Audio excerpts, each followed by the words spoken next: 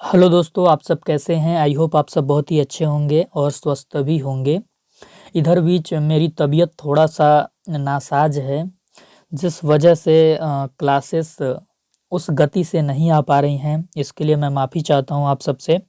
मेरा नाम है ब्रिजेश कुमार और आप देख रहे हैं कोर्सेज़ पॉइंट यूट्यूब चैनल, जो कि एमएड एंट्रेंस की तैयारी के लिए जाना जाता है। आज हम लोग करने वाले हैं एक प्रैक्टिस सेशन।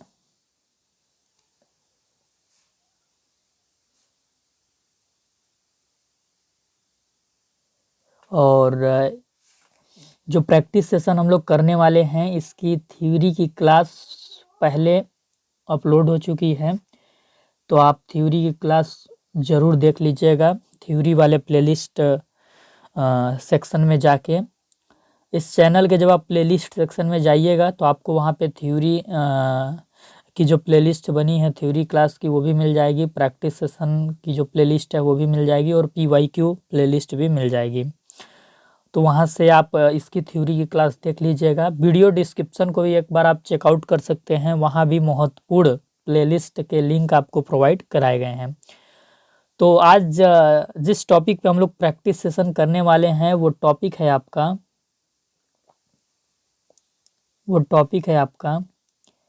इक्लेक्टिक अप्रोच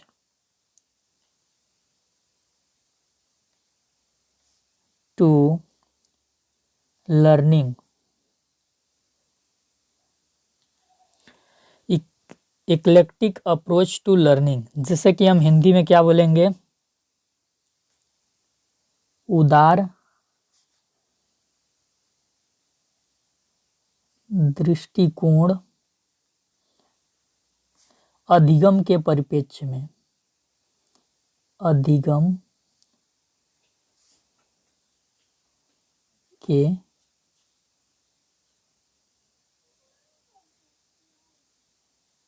परिप्रेक्ष्य में। तो जिस प्रकार से आपने अलग अलग अप्रोच पढ़े हुए हैं, उसी प्रकार से आपका ये इक्लेक्टिक अप्रोच भी एक अप्रोच है। जैसे कि आपने पहले बिहेवियरिज्म अप्रोच पढ़ा है, कंस्ट्रक्टिविज्म अप्रोच पढ़ा है, कॉग्निटिविज्म अप्रोच पढ़ा है, तो उसी प्रकार से इक्लेक्टिक भी एक अप्रोच है।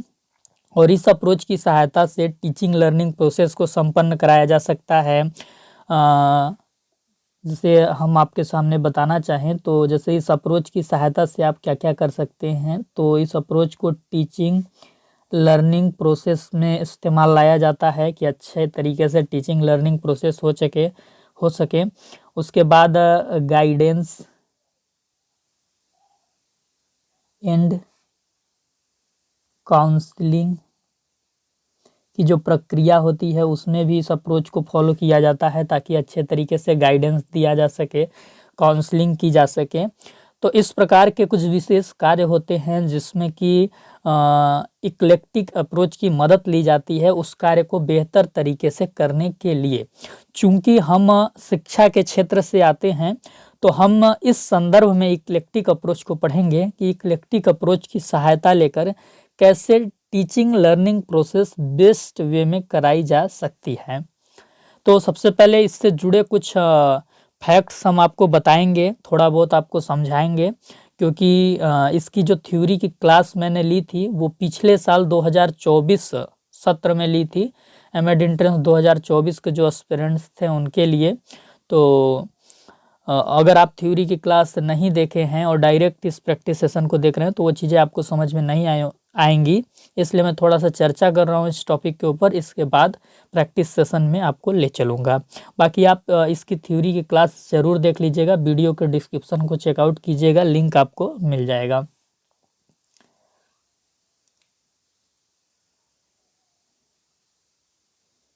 चलिए, तो हम पढ़ रहे हैं किसके बारे में? इक्लेक्टिक अप्रोच के बारे में। तो इक्लेक्टिक अप्रोच के बारे में आप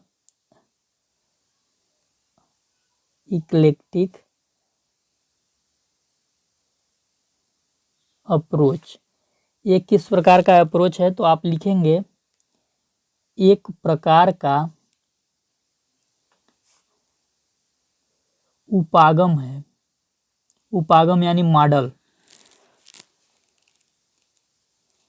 उपागम है जो टीचिंग लर्निंग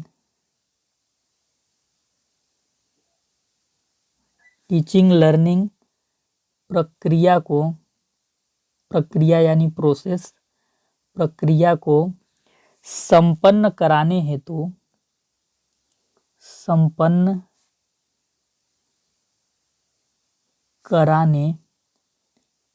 हेतु शिक्षक के द्वारा, किसके द्वारा? टीचर के द्वारा, शिक्षक के द्वारा प्रयोग में लाया जाता है, प्रयोग में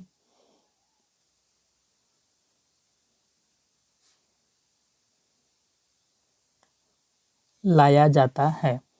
ये इसकी परिभाषा एक तरीके से आप समझ सकते हैं कि हो गई कि इक्लेक्टिक अप्रोच जो है एक प्रकार का उपागम है या दृष्टिकोण है जो कि टीचिंग लर्निंग प्रोसेस को संपन्न यानी कंप्लीट कराने हेतु टीचर के द्वारा प्रयोग में लाया जाता है कि शिक्षण अधिगम की जो प्रक्रिया है वो बेहतर बन पाए। अगर हम बात करें कि इस अप्रोच का उद्देश्य क्या होता है, भाई इस अप्रोच की हम क्यों बात कर रहे हैं, हमें जब शिक्षण अधिगम करना है या टीचिंग कराना है तो भाई इस अप्रोच की सहायता हम क्यों लें? तो इसलिए लें, आप नोट डाउन करेंगे कुछ पॉइंट्स को। इस अप्रोच की यदि हम सहायता लेते हैं तो जो एक टीचर है और वो टीचिंग बेस्ट वे में कर सकता है। कैसे टीचिंग कर सकता है? बेस्ट वे में टीचिंग कर सकता है, बेहतर तरीके से टीचिंग कर सकता है। और बेहतर तरीके से टीचिंग कैसे कर सकता है ये भी मैं आगे बताऊंगा। बहरहाल आप उद्देश्य इसके नोट डाउन कीजिए। इसके बाद दूसरा फायदा क्या होता है कि जो लर्नर है, लर्नर को हम बीएड की भाषा में क्या बोलते हैं? अधिगम करता। तो जो लर्नर है, हमारा जो विद्यार्थी है,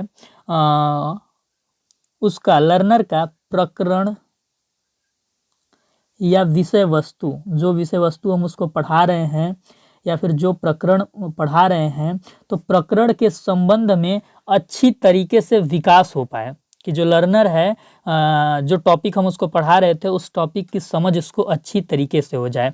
जब हम अच्छी तरीके से समझ की बात कर रहे हैं तो हम होलिस्टिक डेवलपमेंट की बात कर रहे हैं, कि जो हमारा लर्नर है उसको कॉग्निटिव लेवल पे भी समझ बन पाए, यानी कि उसको ज्ञानात्मक जानकारी भी हो जाए। उसके बाद अफेक्टिव लेवल की भी समझ हो पाए, वो चीज़ों को समझ सके, उसकी आलोचना कर सके। इसके बाद जो नॉलेज उसने गेन किया है, जो प्रकरण के संबंध में उसको जानकारी हुई है, जो उसने समझ विकसित किया है, उसको अपने लाइफ में वो कैसे इम्प्लीमेंट कर सकता है, उस नॉलेज के थ्रू वो कैसे किसी कार्य को कर सकता है। तो उसे साइकोमोटर डोमेन लेवल पे भी समझ बननी चाहिए, उसकी साइकोमोटर डोमेन लेवल पर भी उसकी समझ बननी चाहिए। तो जब learner cognitive, affective, psychomotor domain तीनों लेवल पर कंटेंट को समझता है, टॉपिक को समझता है, तो हम मानते हैं कि लर्नर का होलिस्टिक डेवलपमेंट हो रहा है। जो टॉपिक हम उसको पढ़ा रहे थे उस टॉपिक के संबंध में वो क्वालिटी ऑफ एजुकेशन ग्रहण कर पा रहा है। तो इस अप्रोच को फॉलो करने का जो पहला उद्देश्य होता है कि टीचर टीचिंग वेस्ट वे में करा सके।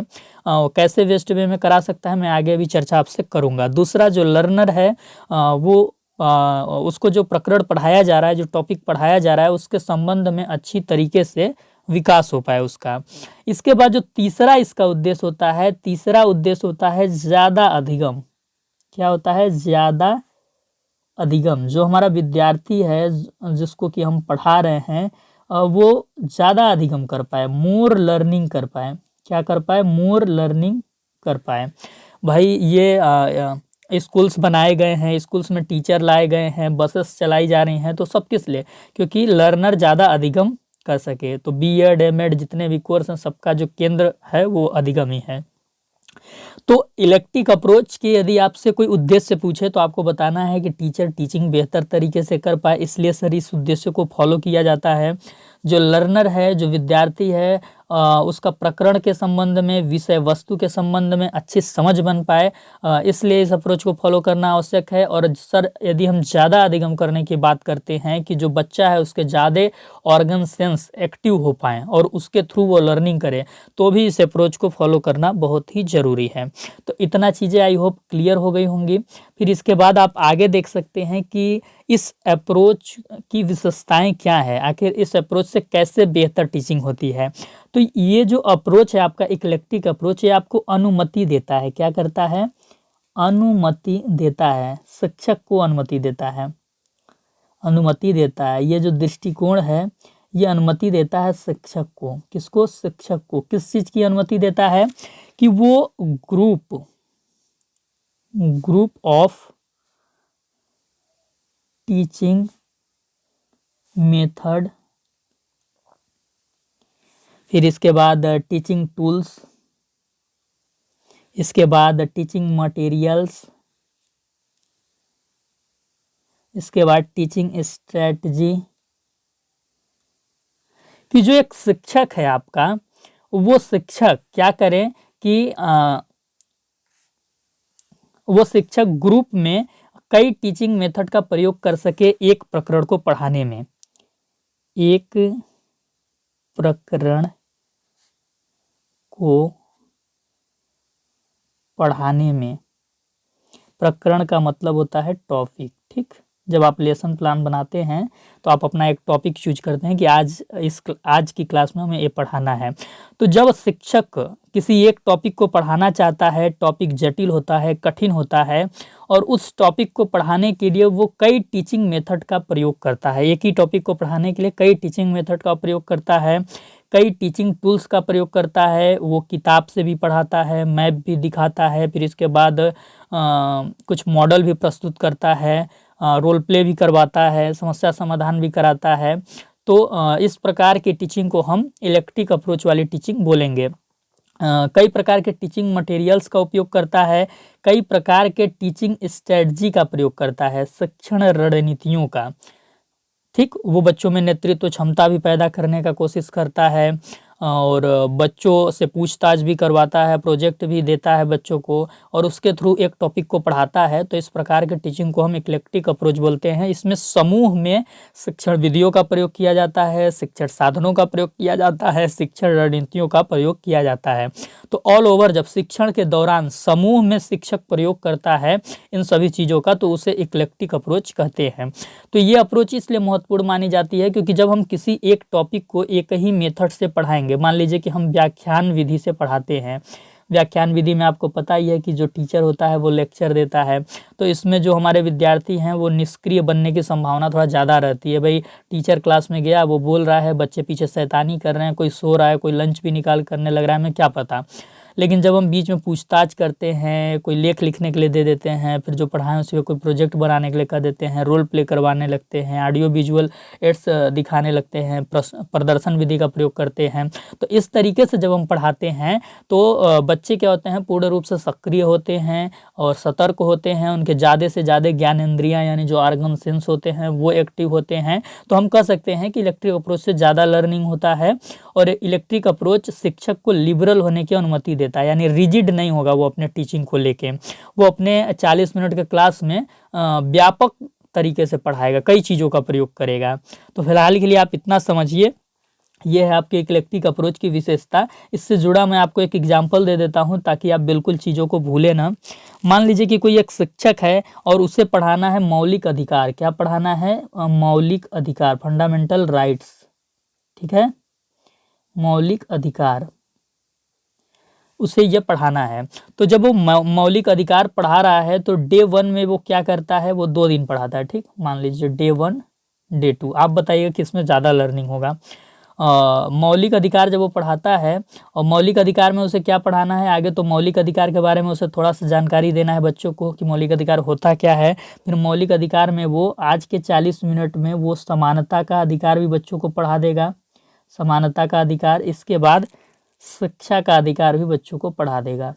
ये 3 चीज़ उसे पढ़ाना है और इसके लिए वो डे 1 को क्या करता है कि व्याख्यान विधि से खाली पढ़ाता है। क्या करता है? व्याख्यान विधि से पढ़ाता है। व्याख्यान यानी लेक्चर मेथड, ठीक।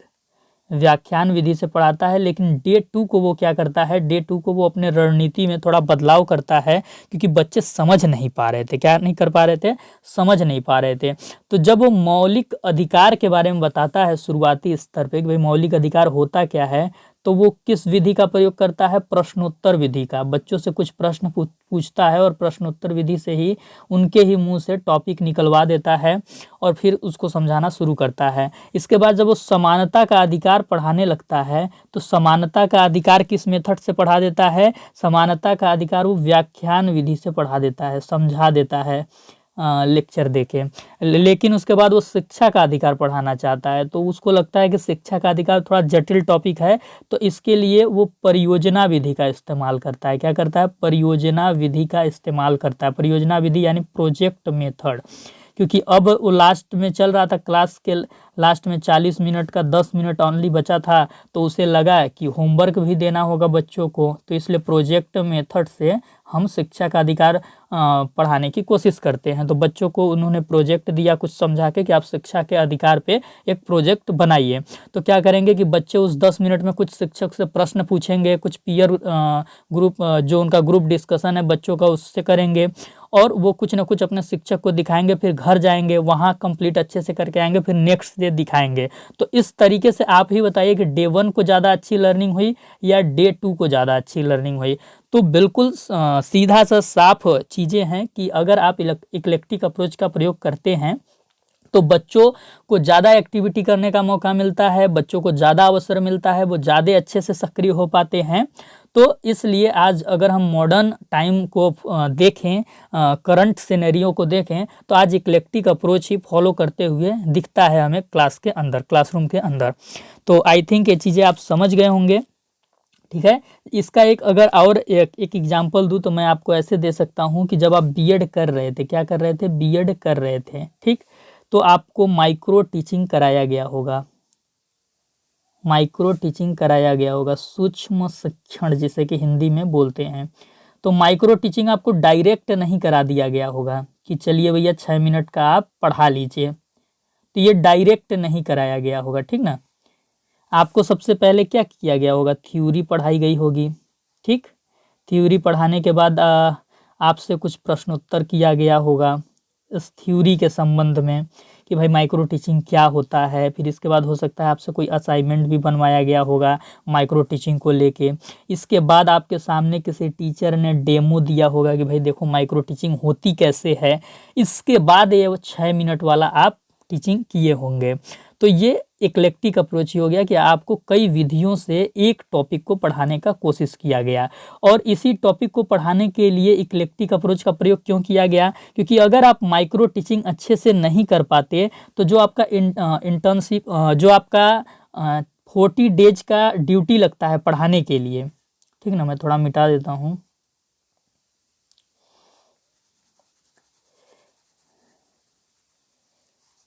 चलिए देखिए, जो आपका 40 डेज का पढ़ाने के लिए टीचिंग लगता है बीएड के 3rd सेम में, हमारे यहाँ 3rd सेम में ही लगता है।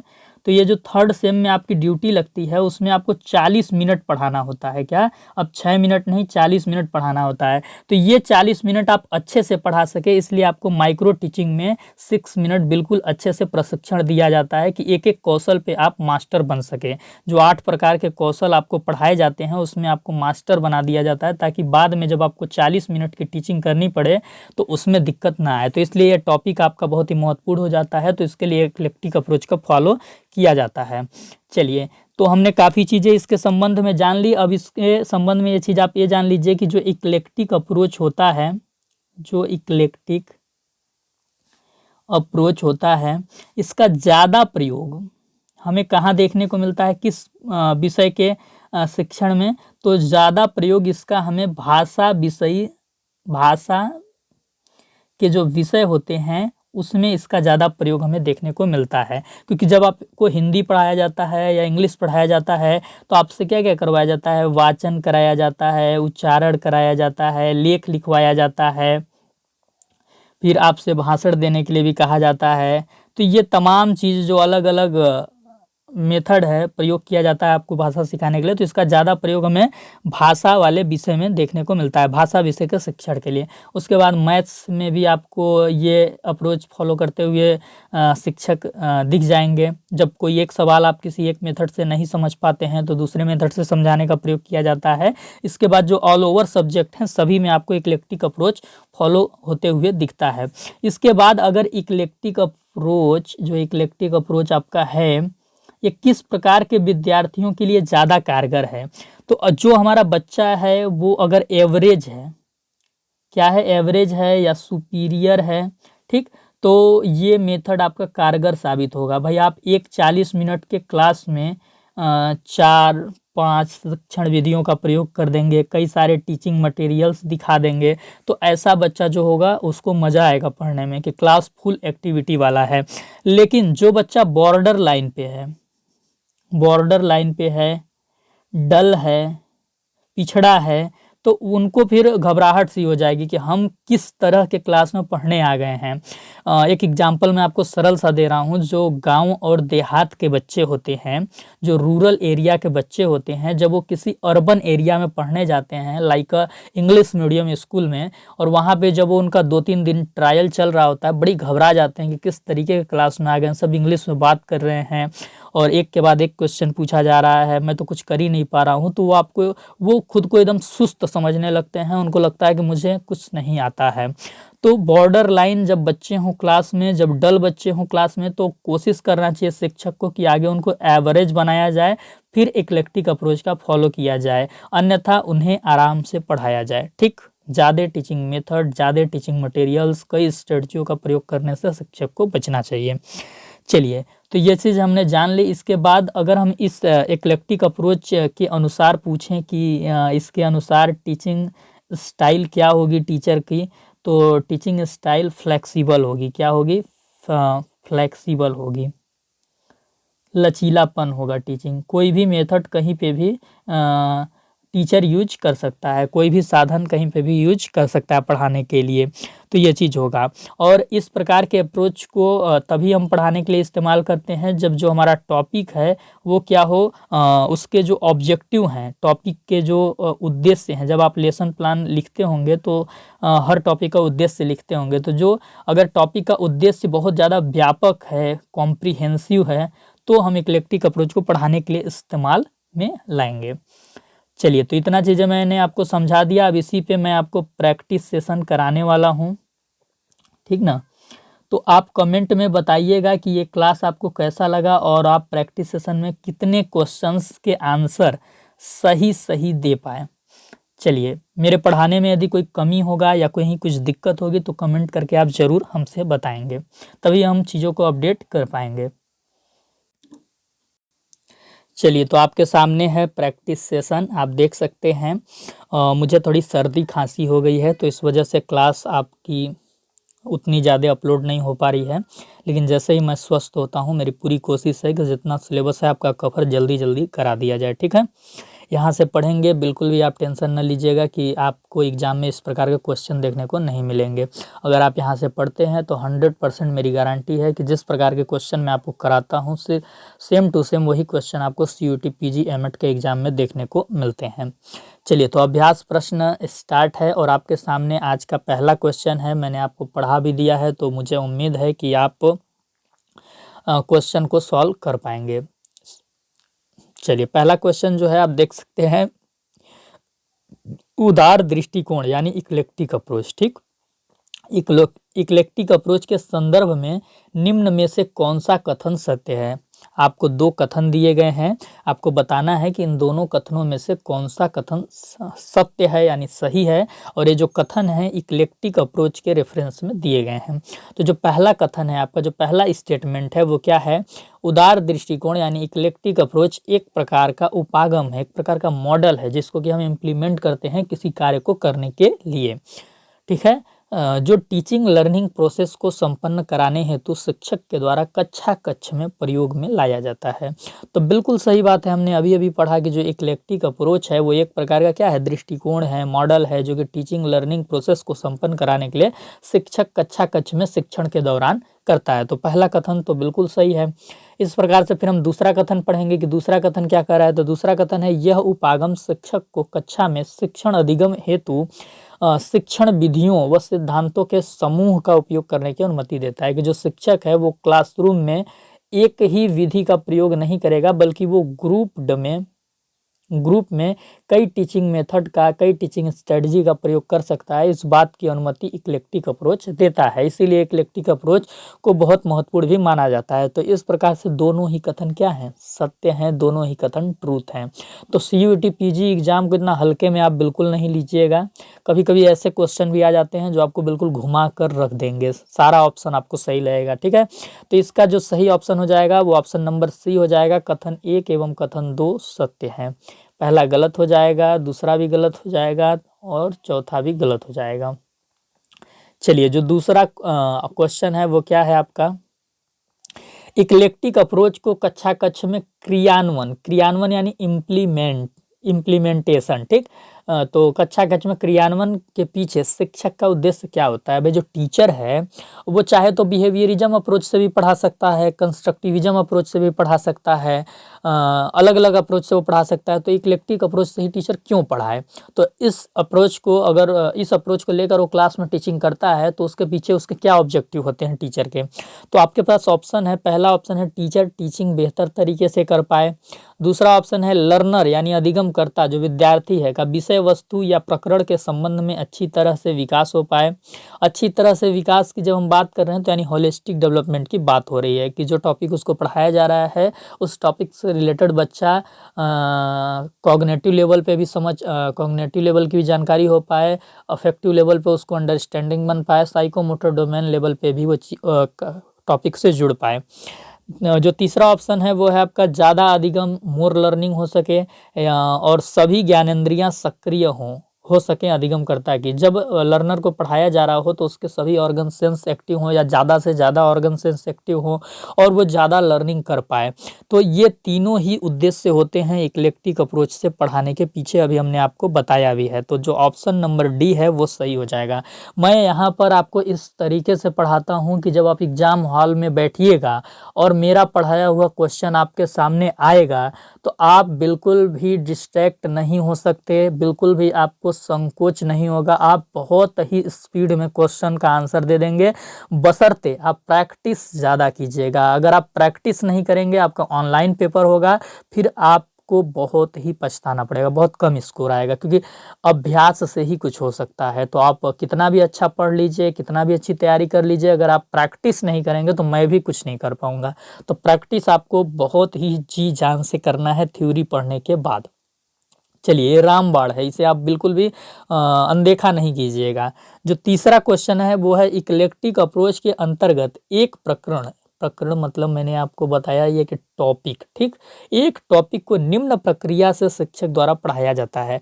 जब हम इक्लेक्टिक अप्रोच को फॉलो करते हैं और उसे फॉलो करके एक टॉपिक को हम पढ़ाना चाहते हैं तो शिक्षक किस प्रक्रिया से एक टॉपिक को पढ़ाएगा। वो एक टॉपिक को पढ़ाने के लिए क्या करेगा, समूह में शिक्षण विधियों का प्रयोग करेगा। व्याख्यान विधि का भी प्रयोग कर सकता है, प्रश्नोत्तर विधि, प्रदर्शन विधि, परियोजना यानी project method, problem solving method, अनुसरण विधि, यानी जो उस टॉपिक को पढ़ाने में कंफर्टेबल हो जो टीचिंग मेथड, उसका वो प्रयोग कर लेगा ग्रुप में कई टीचिंग मेथड का। और अगर इस प्रक्रिया के थ्रू पढ़ाता है तो हम बोल सकते हैं कि सर इक्लेक्टिक अप्रोच से टीचिंग क्लासरूम में हो रही है। ठीक है, तो पहला ऑप्शन है आपका समूह में शिक्षण विधियों का प्रयोग होता है, समूह में शिक्षण अधिगम सामग्री का भी प्रयोग होता है। अगर इक्लेक्टिक अप्रोच से पढ़ाया जा रहा है तो समूह में शिक्षण रणनीतियों का भी प्रयोग शिक्षक करता है। तो इसके ऑप्शन डी नंबर सही हो जाएंगे, उपरोक्त सभी। ग्रुप में जो भी चीज होगा वो हमको देखने को मिलेगा।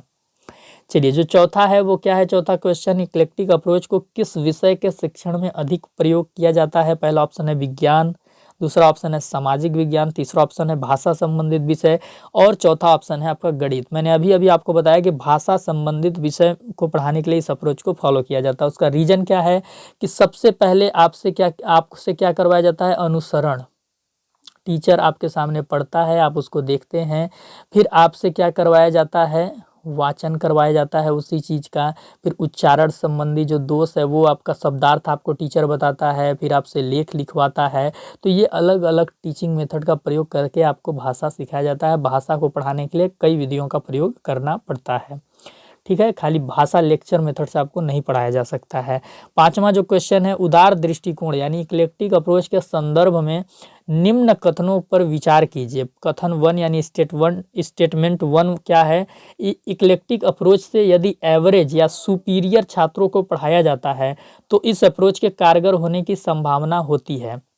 देखिए, अगर इस अप्रोच को हम फॉलो कर रहे हैं, बच्चा काफ़ी तेज़ है या सामान्य भी है, तो उसको हम कई भी शिक्षण विधियों का प्रयोग करें, कई टीचिंग मटेरियल उसको दें, ऑडियो विजुअल एड्स दिखाएं, एक्टिविटी कराएं, तो वो घबराएगा नहीं, क्योंकि उस बच्चे को ऐसा करने में ही मज़ा आएगा। अगर उसको हम एकदम लेक्चर मेथड से खाली पढ़ाएं, कुछ एक्टिविटी ना कराएं, तो हो सकता है वो बोर हो जाए, क्योंकि उसमें ऊर्जा है, दिमाग है, तर्क शक्ति है, यानी वो सामान्य बच्चा है, सुपीरियर बच्चा है, तो बिल्कुल इक्लेक्टिक अप्रोच के कारगर होने की संभावना होती है। लेकिन स्टेटमेंट 2 क्या है, तो ये स्टेटमेंट तो हमारा 1 वाला सही हो गया। स्टेटमेंट 2 आपका है कि इक्लेक्टिक अप्रोच से पढ़ने वाले विद्यार्थी अगर बिलो एवरेज हैं, यानी जो एवरेज बच्चे होते हैं उनसे बिलो हैं, डाउन हैं, डल हैं, या फिर बॉर्डर लाइन है, जिनका कि दिमाग संकुचित होता है, माइंड लिमिटेड होता है, उससे ज़्यादा वो सोच ही नहीं सकते, तो इस अप्रोच के असफल होने की भी संभावना बनी रहती है। कभी कभी तो बच्चे निष्क्रिय दर्शक मात्र बनकर रह जाते हैं। मैंने आपको एग्जाम्पल भी दिया कि एक गांव देहात का बच्चा है, वो किसी अर्बन एरिया के स्कूल में जाता है, लाइक इंग्लिश मीडियम स्कूल में। गांव के स्कूल में उसने उस प्रकार की कभी एक्टिविटीज की नहीं थी। जब वो इंग्लिश मीडियम स्कूल में गया, सबसे पहले उससे असेंबली में प्रेयर करने को उसको मिला, वहाँ पे रो में लगना था, मतलब लाइन में लगना था, फिर वहाँ पे से बच्चों को बुलाया भी जाता था कुछ न कुछ बोलने के लिए, वहाँ पे वो कुछ नहीं कर पाया। क्लासरूम में गया तो उसके बाद उस तरीके से अपने टीचर से वो इंटरेक्शन नहीं कर पाया, अपने जो पीयर्स हैं उसके उनसे डिस्कशंस नहीं कर पाया।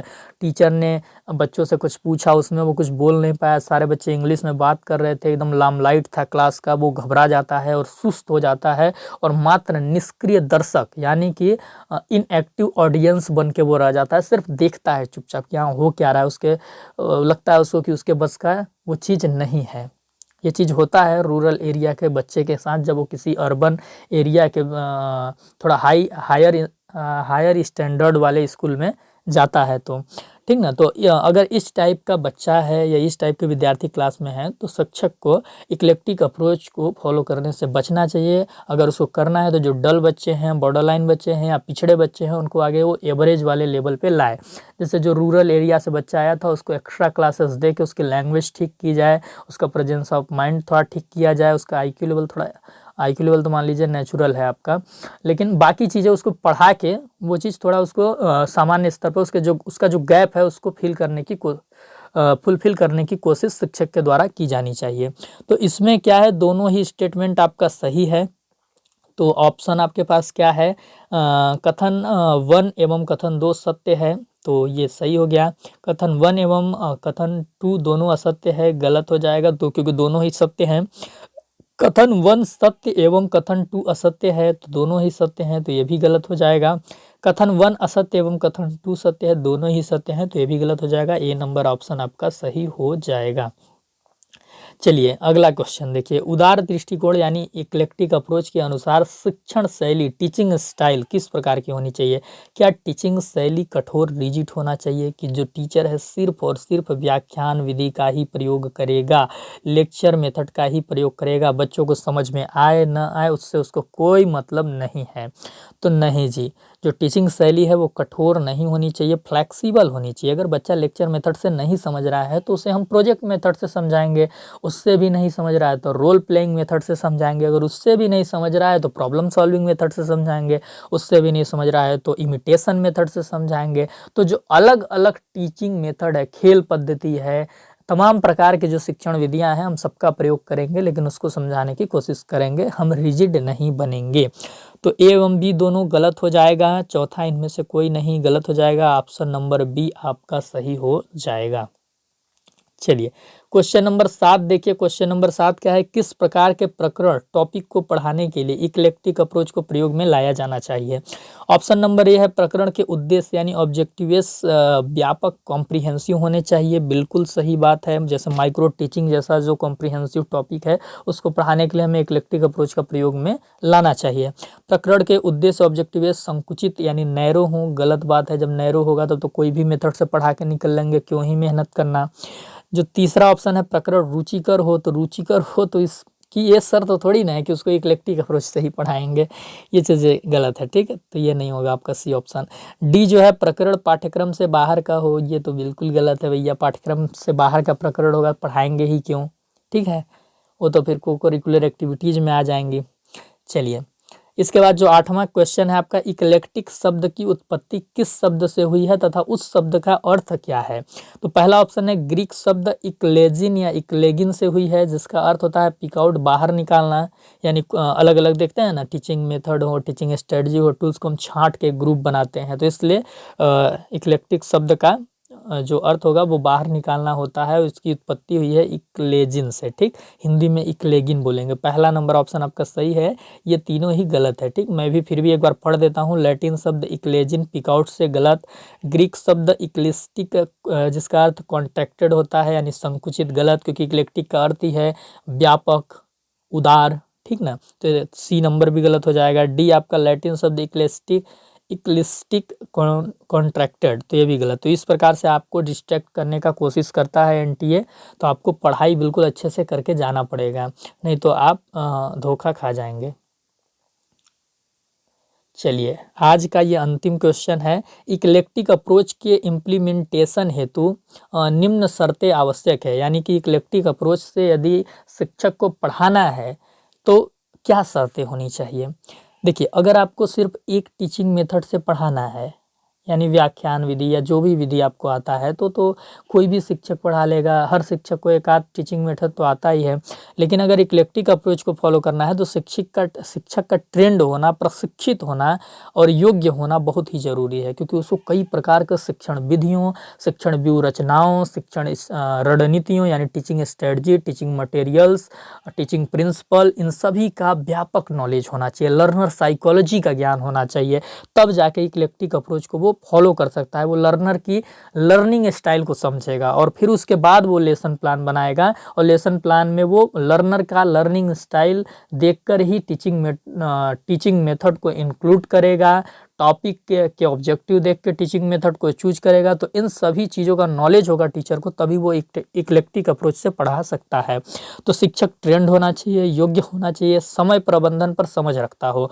मान लीजिए कि वो 40 मिनट के क्लास में एक टॉपिक पढ़ा रहा है और उसमें वो 5 शिक्षण विधियों का प्रयोग करना चाहता है। अगर उसने एक ही शिक्षण विधि में 10 मिनट समय ले लिया और दूसरे में 20 मिनट ले लिया, तो फिर बाकी के वो कहाँ कर पाएगा, उसी में आधा घंटा निकल गया, फिर 10 मिनट बचा है। तो समय प्रबंधन का भी नॉलेज होना चाहिए कि इस शिक्षण विधि में 5 मिनट समय लेंगे, फिर आगे की इस एक्टिविटी में 7 मिनट समय लगेगा। तो प्रॉपर एकदम प्लानिंग चीज़ें होनी चाहिए, लेसन प्लान बना के वो जाए और पढ़ाए, ठीक है। दूसरा है, पहला ऑप्शन आपका सही हो जाएगा इसमें। दूसरा है, शिक्षण विधियों का व्यवस्थित समूह बनाकर प्रयोग हो। यानी कि देखिए, कई शिक्षण विधियों का वो प्रयोग करेगा, ठीक है, लेकिन ऐसा ना हो कि बिना क्रम के करे, पहले समस्या समाधान करवा दे, फिर उसके बाद प्रोजेक्ट मेथड कराए, बाद में वो लेक्चर मेथड दे, यानी व्याख्यान करे। तो नहीं, ऐसा नहीं, पहले उसे पहले प्रश्नोत्तर वो कर सकता है, फिर थोड़ा व्याख्यान करेगा, फिर इसके बाद मतलब वो प्रोजेक्ट मेथड कराएगा, फिर प्रॉब्लम सॉल्विंग मेथड कराएगा। तो एक प्रॉपर क्रम से चलना है। या फिर आप पहले व्याख्यान कर लीजिए, फिर थोड़ा प्रश्नोत्तर कर लीजिए, लेकिन पहले ही आप प्रॉब्लम सॉल्विंग करा देंगे, बच्चा घबरा जाएगा, बच्चे को बोरिंग भी हो सकता है लगने लगे। तो ये चीज़ें व्यवस्थित समूह में होनी चाहिए, ठीक। जैसा टॉपिक है, टॉपिक का जो नेचर है उसके हिसाब से, जो लर्नर का नेचर है उसके हिसाब से ये चीज़ें निर्णय लेना है। जो सी ऑप्शन है आपका, तो दूसरा भी आपका सही हो जाएगा। कमज़ोर व पिछड़े विद्यार्थियों का स्तर औसत कराकर, यानी उन्हें एवरेज पर लाकर ही इस उपागम का प्रयोग किया जाना चाहिए। अगर क्लास में डल बच्चे हैं, बॉर्डर लाइन बच्चे हैं, और फिर भी हम इस अप्रोच को फॉलो किए जा रहे हैं, तो कोई मतलब नहीं होगा, ठीक ना। अपना ईगो सेटिस्फाई करने के लिए बच्चों का भविष्य बर्बाद नहीं करना चाहिए। बच्चे अगर कमज़ोर हैं पढ़ने में, बच्चे अगर अयोग्य हैं पढ़ने में, तो आगे उनको उस लेवल पे लाना चाहिए, और फिर इसके बाद अपना स्तर मतलब पढ़ाने का थोड़ा सा हाई करना चाहिए। मान लीजिए कि मैं एक क्लास में पढ़ा रहा हूँ और उस क्लास में इंग्लिश लैंग्वेज किसी को नहीं आ रहा है बच्चों को, और मैं इंग्लिश में ही पढ़ा रहा हूँ, फिर कोई मतलब होगा, बच्चे कुछ नहीं समझेंगे। तो हम आगे बच्चों को इंग्लिश लैंग्वेज की थोड़ा जानकारी देंगे, उनको प्रॉपर इंटरेक्शन करने सिखाएंगे और फिर इंग्लिश में पढ़ाएंगे। तब तक हम थोड़ा हिंदी का ही प्रयोग करेंगे। तो ये चीज़ें शिक्षक में इंक्लूड होना चाहिए। शिक्षक को अपना ईगो बरकरार रखने के लिए, अपना लामलाइट दिखाने के लिए इन सभी चीज़ों से बचना चाहिए, तभी वो बेहतर शिक्षक की गिनती में आ सकते हैं। तो इसका डी ऑप्शन सही हो जाएगा, क्योंकि इक्लेक्टिक अप्रोच के क्रियान्वयन हेतु इन तीनों ही शर्तों को पूरा करना बहुत ही आवश्यक है। शिक्षक प्रशिक्षित और योग्य हो, समय प्रबंधन पर समझ रखता हो, शिक्षण विधियों का व्यवस्थित समूह कर पाता हो, शिक्षण विधियों का व्यवस्थित समूह बनाकर प्रयोग कर पाता हो, कमजोर व पिछड़े विद्यार्थियों को औसत पर लाकर ही इस उपागम को प्रयोग किया जाए। तो हमने क्या किया इस टॉपिक पे, आपको पहले इसकी थ्योरी भी हमने थोड़ी सी समझा दी और इसके बाद प्रैक्टिस सेशन भी हमने आपको करा दिया। अगर आपको ये सेशन अच्छा लगा है कमेंट करके ज़रूर बताइएगा। चैनल पे नए होंगे तो चैनल को सब्सक्राइब जरूर कीजिएगा। वीडियो के डिस्क्रिप्शन में टेलीग्राम चैनल को ज़रूर ज्वाइन करिएगा। CUET PG 2025 से रिलेटेड कोई भी ऑथेंटिक अपडेट आएगी, आपके एग्ज़ाम से लेकर कि आपका एग्ज़ाम कब होगा, सीटी कब अलॉटेड होगी, एडमिट कार्ड कब आएगा, सारी चीज़ें टेलीग्राम पे ही बताई जाएंगी, ठीक ना। उसके साथ ही आप व्हाट्सएप चैनल को भी ज़रूर ज्वाइन कीजिएगा, यहाँ पर भी आपको सारी नोटिफिकेशन प्रोवाइड होंगी। वीडियो डिस्क्रिप्शन एक बार ज़रूर चेकआउट कीजिएगा, वहाँ पर सभी महत्वपूर्ण प्लेलिस्ट के लिंक आपको प्रोवाइड किए गए हैं, थ्योरी, प्रैक्टिस सेशन और आपके PYQ के। आपका जो CUET PG एमएड 2024 का PYQ है, मैं बच्चे थोड़ा फॉर्म भर लें, क्योंकि अभी CUET PG एमएड का फॉर्म भरने की डेट बची हुई है। तो जैसे ही सभी बच्चे फॉर्म भर लेते हैं मैं PYQ करा दूंगा, उसके लिए आप टेंशन नहीं लीजिएगा। तब तक आपके थ्योरी और प्रैक्टिस सेशन की क्लासेस चलेंगी। हमारे पढ़ाने का तरीका क्या है, सबसे पहले हम आपको थ्योरी पढ़ाते हैं, फिर उसी थ्योरी का आपको प्रैक्टिस सेशन भी करा देते हैं। क्या करा देते हैं? प्रैक्टिस सेशन भी करा देते हैं। तो इस प्रकार से आपको टॉपिक का बिल्कुल अच्छे से समझ बन जाता है टॉपिक को लेकर। तो ये हमारा पढ़ाने का तरीका है। अगर इसमें आप कुछ सुधार करना चाहते हैं तो ज़रूर बताइएगा। जो नेक्स्ट सेशन होगा उसमें हम लोग बुद्धि पढ़ेंगे, इंटेलिजेंस, ठीक ना। तो बुद्धि की अब अगली क्लास थ्योरी की आएगी। किसकी आएगी? थ्योरी की आएगी। चलिए फिर मिलते हैं हम आपसे नेक्स्ट सेशन में। कमेंट करके ज़रूर बताइएगा ये सेशन आपको कैसा लगा।